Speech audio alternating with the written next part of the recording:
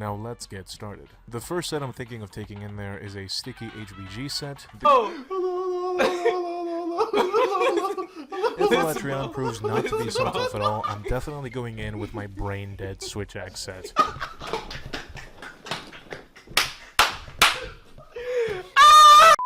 Hey, what is going on, guys, and welcome back to another Iceborne video. Alatreon came out a few days ago, and his gear is thankfully really good. It's worth the pain, trust me. So if you've been caught by the allure of some of his weapons, I have created the best possible builds for each and every single one of them. Today I'm going to be showing you guys the armor, the decos, and we're going to be comparing those sets to the current meta sets for that weapon type and see if you should be using them or not. Keep in mind that the builds I'm going to be showing in this video are designed for human beings and not non-corporeal speedrunning entities. So yeah, some of these sets can be optimized for an extra 2, 3, maybe 4% more damage, but the cost is usually a huge loss in comfort skills such as health boost and health augmentation on weapons. So yeah, not really worth it. I'll be showing the Honey Hunter build card so you guys can see the numbers yourselves. Since there are 14 weapons, which is a lot, I am not going to leave timestamps in the video description, so that way you have to watch or skim through the entire video and hopefully run into some ads and make me a fuckload of money. Yeah, no, I'm kidding. Timestamps will be in the video description in case you are only interested in a specific weapon. But without further ado, let's get started. First up, Greatsword. The Greatsword is called the Alatreon Revolution, and with this set you can get Agitator 7, Attack 7, Crit Ice 6, and Weakness Exploit 3 for 100% affinity. You also have Crit Boost 3, Peak 3, Health Boost 3, 2 levels of Focus and Coalescence, and 1 Dragon Attack because there was literally nothing else that could up your damage, so you can opt for anything else in that level 1 slot if you want, like Free Meal or whatever else you may like. This set does not need Master's Touch because you have 90 hits of purple, which is more than enough to kill pretty much any monster in the game before you drop into White Sharpness. Imagine doing 90 true charge slashes.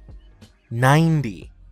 It's ridiculous. Now, comparing that to the current meta build for Greatsword, which uses the Raging Bracky Greatsword, I made a video about this some time ago in case you want to go and check that out. The card will be in the top right hand side of the screen. Anyway, this thing only has about 20 hits of purple, so you definitely need Master's Touch. And because of that, Alatreon actually outdamages Bracky on a per hit basis, only on Dragon Weak monsters. Bracky also has Blast procs, and if you get just one over the course of a hunt, which is pretty much guaranteed almost, you'll probably outdamage Alatreon. So is it worth using? I would definitely say so. It's definitely more comfortable than Bracky, but to get the full potential out of the set, you're gonna need to have Coalescence procced, so if you're fighting a Dragon Weak monster or a dragon that can easily blight you, then definitely use Alatreon, but for everything else, use Bracky. Next up is Longsword. The Longsword is the beautiful looking scythe, and since it has 90 hits of purple, it does not really need Master's Touch. So you actually have a couple of really good options here. The set that I'm showing you has Agitator 7, Attack 6, Crit Ice 6, Dragon Attack 5, Weakness Exploit 3, Dragon Resist 3, Peak 3, Health Boost 3, Crit Boost 3, and 2 levels of Coalescence. Not to mention the Alatreon 3-piece set bonus, which makes you pretty tanky and gives you more elemental damage. You can also run this with Safi 3-piece and Alatreon 2-piece bonuses, which has slightly less raw, but a decent more element. However, keep in mind that Longsword moves mainly scale off of raw,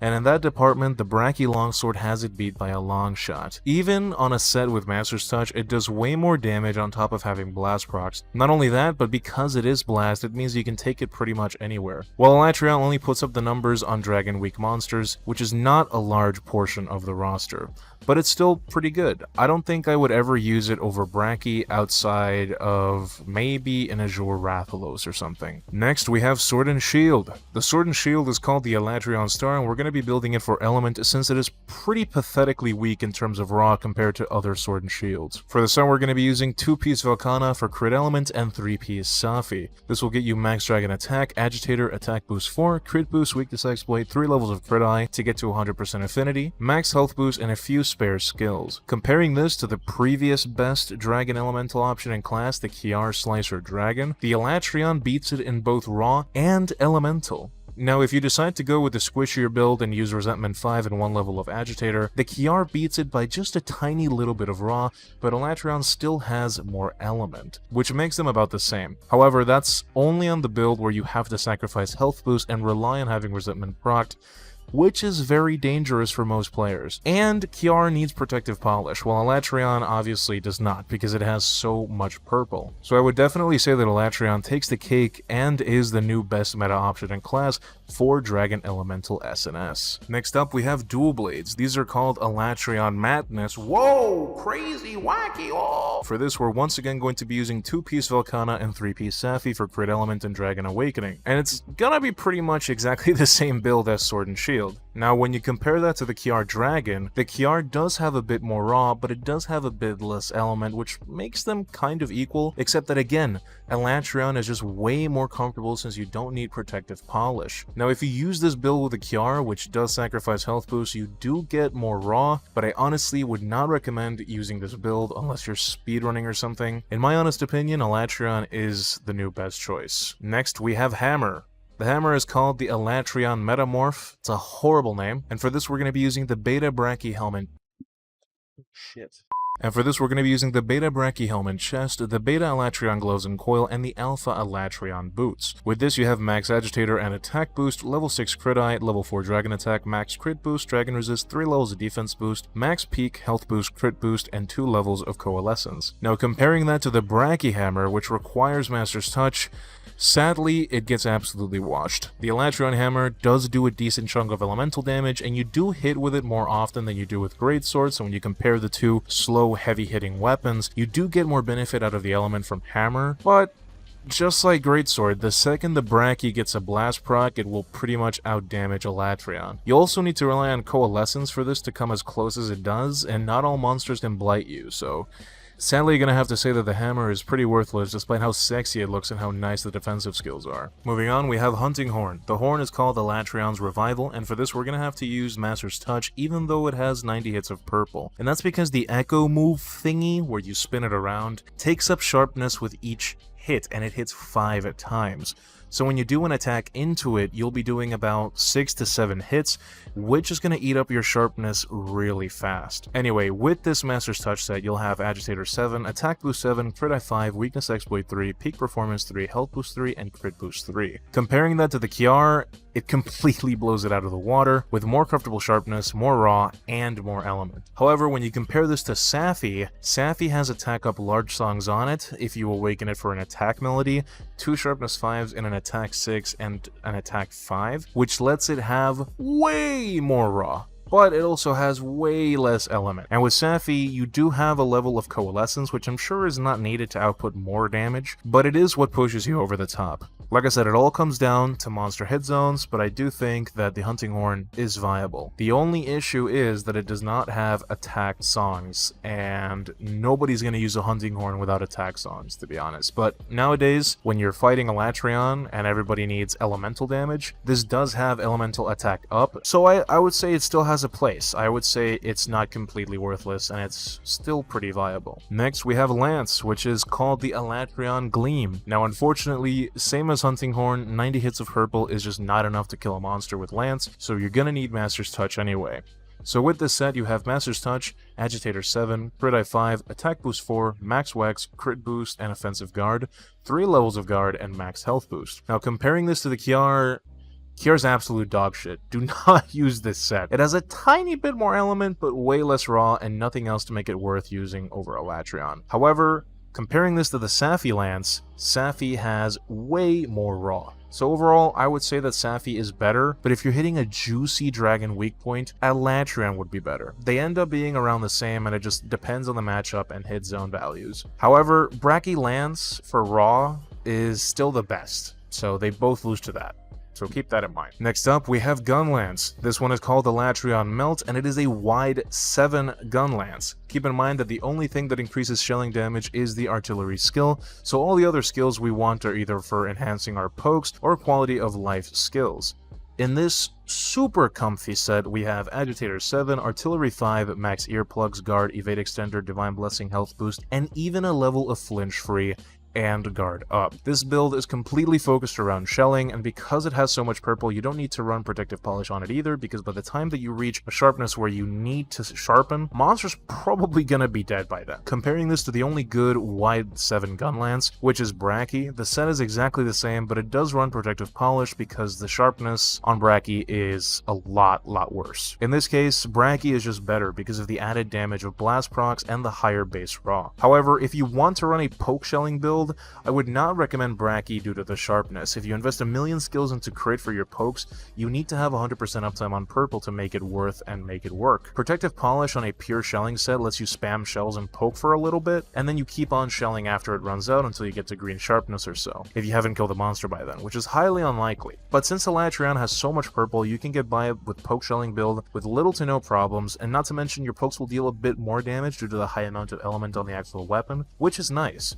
Unfortunately, with this, you will pretty much lose all of your quality of life skills, except the guard up. I did put it here in this set, but if you feel like you don't need it for the matchup, then I would recommend slotting in protective polish if you feel like you need it. You can make this exact same set on the Bracky if you want, but it's just a slightly more annoying thing to play in my honest opinion, but if you do, then you'll outdamage Alatreon for sure. Next up on the list is the Switch Axe. This one is called the Black Harvest. Now boys, I'm not gonna lie, I coomed when I made this build. It is amazing. Here you have Agitator 7, Attack 7, Crit I5, Max Wax, Power Prolonger, Dragon Resist, 3 levels of defense boost, Crit boost 3, Peak 3, Health boost 3, 2 levels of Tool Specialist, and then 1 level of Earplugs and Coalescence.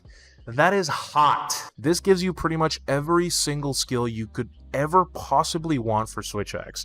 You can use this for both ZSD spam playstyle or just a normal axe playstyle, but this thing doesn't need Master's Touch, so you can just slap away. It has a bunch of purple, so it should last you a while even if you're not doing ZSD, but if you feel like you're running out while you're in sword mode a little bit too fast, then you can just replace one of the Coalescence decos for a Peak Vitality deco, and then you slot in Protective Polish instead. The 2 levels of Tool Specialist feel great if you're doing ZSDs, and just in general, to be able to have your Rocksteady and Temporal back. You have 1 level of Earplug so you don't get roared out of their ZSDs either. It's just so good. If you want to fully bank on the element of this Switch Axe, then you could use this Safi set instead, which obviously has less raw, but it does have more element. And in case you're wondering, yes, this beats Kiar by a long shot, but it doesn't have any of the quality of life skills that you had in the other set. Now comparing this to the Bracky Switch Axe, again, it has a bit less raw, but it does have element, which makes them about equal or so, only when you're fighting a dragon weak monster though. Bracky also has blast, so it beats it out in overall damage and in most matchups, because you can just take blast pretty much anywhere. And then for ZSD spamming, element doesn't really matter, so I would say that Bracky is just better overall. However, I would still recommend the first set, just because it's so comfortable and it's so versatile. You'll only be doing about 2.5% less damage, which is absolutely not worth losing so many great quality of life skills for. For me, Alatreon is the best Switch Axe, and I'm gonna highly recommend it. Next up, we have Charge Blade. This thing is called the Alatreon Morph Blade, and for this we're going to be using a full set of Safi armor. I did try using Volcana 2-piece and 3-piece Safi, but it was honestly just really weak, so this is the strongest combination that I have found. This will get you Max Dragon Attack, Agitator 5, Evade Window 4, which is nice, Max Crit Boost, Focus, Weakness Exploit, Health Boost, 2 levels of Blight Resistance,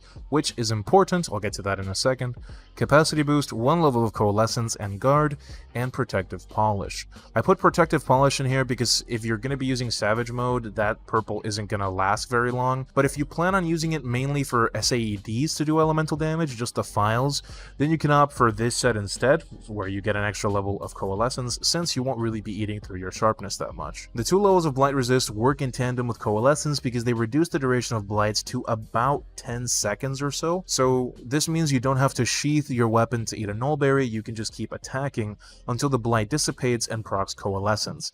It's a beautiful thing. I also have Focus in this set, which not everyone who plays Savage Axe mode uses, but I have gotten way too used to having it and it just feels too good to use, so I would recommend that you keep it in your sets as well. Now comparing this to the Kiar, it completely claps the Kiar. It has more raw, more element, more sharpness, so I really wouldn't recommend running Kiar. but I do highly recommend running this charge blade. Next, we have Insect Glaive. This one is called the Alatreon Embrace. Now, sadly, Insect Glaive is in the same state as Lance and Hunting Horn. You simply attack too often for these 90 hits of purple to last an entire hunt, so you need to run Master's Touch. With this set, you have Agitator 7, Attack Boost 6, Crit I 5, Max Wax, Crit Boost, Peak, and Health Boost, as well as 1 level of Coalescence. Comparing this to Kiar, Kiar is trash. Comparing this to Safi, they're about the same.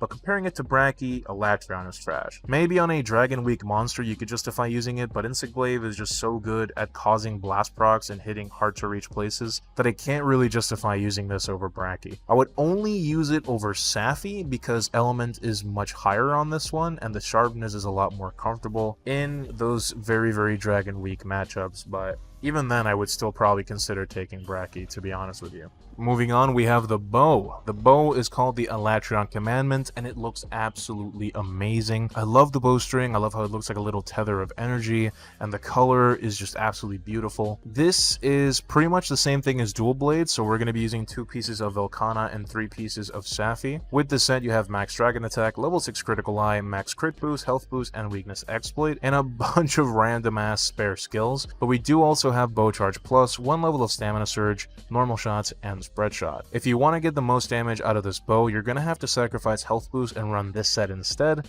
This has the same amount of element, but it does have way more raw. Comparing this to the Kiar, Kiar has a little bit less raw in element, but it gets to have Health Boost 3, Stamina Surge, Constitution, and Max Blight Res, which is amazing because the worst fucking thing when you're playing bow is getting water or ice blighted and having your stamina economy completely destroyed, or getting Dragon Blighted and losing all of your damage.